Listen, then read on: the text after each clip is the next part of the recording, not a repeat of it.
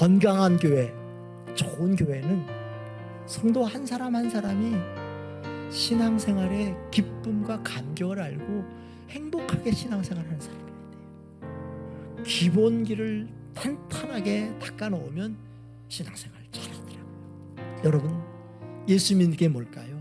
물론 처음 신앙생활 할 때는 마음이 허하고 답답할 때 위로받기 위해서, 그저 마음에 좀 평안을 얻기 위해서 교회 와요. 교회 오면은 예배 드릴 때 왠지 마음이 평안해지는 것 같아요. 그래서 그거 좋아서 오는 사람이 있어요. 그러나 신앙생활이 그저 한 주일에 한 번 와서 마음에 위안 얻는 게 이게 신앙생활의 본질 아니지 않습니까? 예수 믿는 게 뭡니까? 신앙생활의 본질은 뭡니까? 계시록 3장 20절이 말씀하잖아요. 신앙생활의 본질이 뭐냐? 문 밖에서 문을 두드리시는 그 예수님의 음성을 듣고 내가 마음의 문을 여는 거예요. 내가 그분을 나의 주님으로 모셔드리고, 그뿐만 아니라 그 뒤에 그분은 나와 더불어 먹고 나는 그와 더불어 먹고 함께 더불어 먹고 마시며 주님과 동행하며 살아가는 것이, 그래서 천국까지 가는 것이 신앙생활입니다.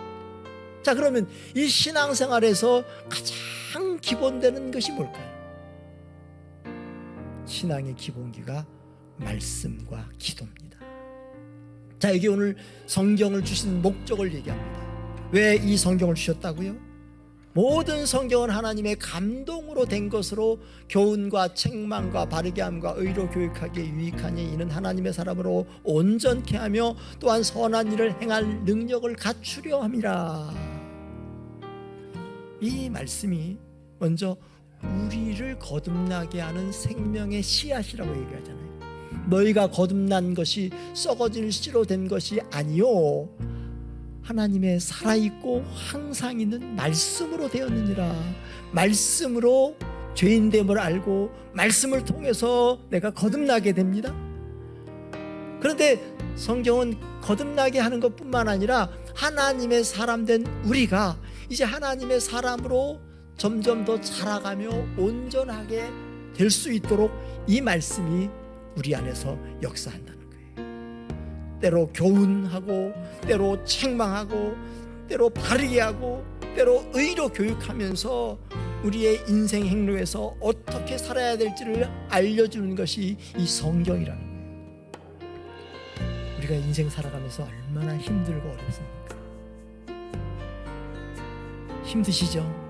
요즘에 물가도 오르고 경제도 점점 더 찌들어지고 마음이 지쳐요. 어떻게 여기서 헤어나옵니까?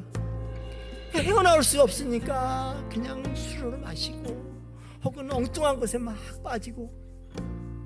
그런데 하나님의 말씀을 읽고 묵상하면 어떻게 된다고요? 여기 시편 19편 17절에서 11절에 이렇게 얘기해요. 여호와의 율법은 완전하여 영혼을 소성시키며 여호와의 증거는 확실하여 우둔한 자를 지혜롭게 하며 여호와의 교훈은 정직하여 마음을 기쁘게 하고 여호와의 계명은 순결하여 눈을 밝게 하도다. 여기 율법, 증거, 교훈, 계명 다 하나님의 말씀을 의미합니다. 날마다 날마다 말씀을 가까이 하고 말씀을 읽고 묵상할 때 이 말씀에서 그렇지 내가 전에 이런 자였지, 이렇게 보잘것없고 이렇게 어리석은 자를 하나님이 택하셔서 구원해 주셨지 하면서 겸손한 마음을 갖게 합니다. 때로 낙심했을 때 위로해 주시고 격려해 주시고 다시금 마음에 평강을 주시고 새 힘을 솟아나게 해주시고 용기를 주시고 세상을 헤쳐나갈 수 있는 일, 내가 너무너무 마음이 힘들고 지쳐있을 때 다시 일어날 수 있는 힘을 주시고 깨달음을 주시고 지혜를 얻게 하는 게 바로 이 하나님의 말씀입니다. 여러분, 신앙생활의 기본기는 말씀 먹는 겁니다. 그리고 말씀을 잘 읽고 묵상해서 말씀을 내 영혼의 양식을 삼을 때 내 신앙이 점점 든든히 세워지고 예수 믿는 것이 즐겁고 기쁘고 행복한 것이 될 줄로 믿습니다. 두 번째는 기도하는. 기도는 호흡이고 하나님과의 만남이고 하나님의 대화라고 하죠. 기도는 하나님 임재 앞에 나아가고 하나님을 배우는 것이고 하나님 앞에서 나의 사정과 필요를 아뢰고 그분의 도우심을 구하는 것. 예수님 말씀하셨어요. 지금까지는 너희가 내 이름으로 아무것도 구하지 아니하였으나 구하라 그리하면 받으리니 너희 기쁨이 충만하리라. 사도 요한도 우리에게 알려줘요. 그를 향하여 우리의 가진 바 담대한 것이 이것이니 그의 뜻대로 무엇을 구하면 들으심이라. 우리가 무엇이든지 구하는 바를 들으시는 줄 안즉 우리가 그에게 구한 그것을 얻은 줄을 또한 아느니라. 예레미야를 통해서도 이렇게 말씀하셨어요. 너는 내게 부르짖으라. 내가 내게 응답하겠고 또 내가 알지 못하는 크고 은밀한 일을 내게 보이리라. 아무것도 염려하지 말고 다만 기도와 간구로 너희 구할 것을 감사함으로 하나님께 아뢰라. 그리하면 모든 지각에 뛰어난 하나님의 평강이 그리스도 예수 안에서 너희 마음과 생각을 지키시리라. 여러분 찬송가 337장에 이렇게 말씀합니다. 내 모든 시험 무거운 짐을 주 예수 앞에 아뢰이면 근심에 쌓인 날 돌아보사 내 근심 모두 맡으시네. 내 모든 괴로움 닥치는 환난 주 예수 앞에 아뢰이면 주께서 친히 날 구해주사 넓으신 사랑 베푸시네.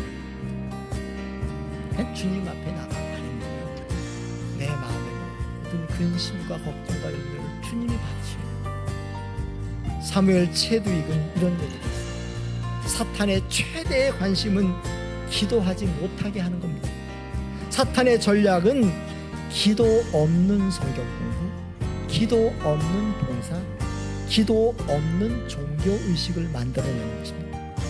사탄은 우리가 땀 흘려 수고할 때, 우리가 지혜를 짜내려고 애를 쓸 때 우리를 비웃습니다.